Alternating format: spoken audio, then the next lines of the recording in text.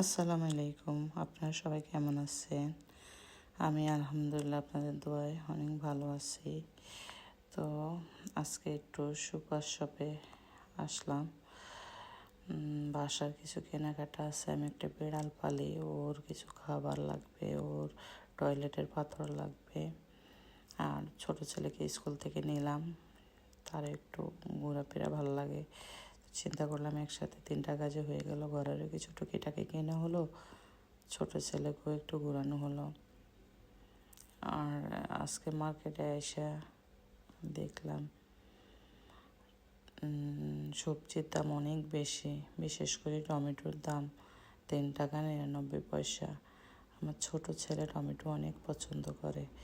আমি গেল সপ্তাহে প্রায় 10 কেজি কেনা হয়েছে আমার। 15 € কাছাকাছি নিচে, তাও ডিসকাউন্টে পেলাম।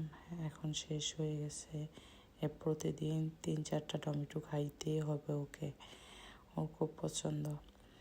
এই জন্য আসলাম। এখন এসে যে অবস্থা দেখলাম, প্রচুর দাম টমেটোর, এই আর কি।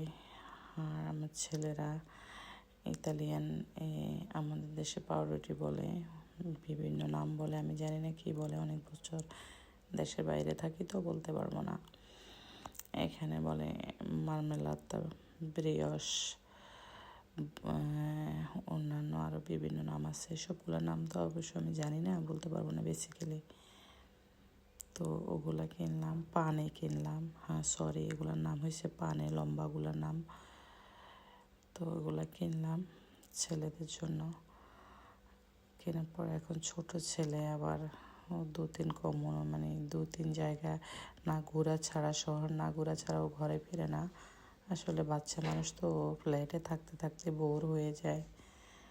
তো এই কারণে যখনই ঘর থেকে বের হয়, ওর বাবার কাছে বায়না ধরে যে ওকে ঘাড়ে দিয়ে ঘোরানোর জন্য, তারপরে ও ঘরে আসে। এ আর কি, বাচ্চারা যা করে। তো দেখতে থাকেন বাচ্চাদের জন্য কী কী টুকিটাকি কেনাকাটা করলাম। আর আমার চ্যানেলটা পারলে একটু সাবস্ক্রাইব করে দিবেন। আপনাদের কাছে আমার অনুরোধ, আমি নতুন চ্যানেল খুলছি। কীভাবে বলতে হয়, কীভাবে না বলতে হয়, এটা আমি ভালো করে জানি না। তো আমার আপনাদের কাছে অনুরোধ, আমার চ্যানেলটা দেখবেন, আমার পাশে থাকবেন, আমাকে সাপোর্ট করবেন।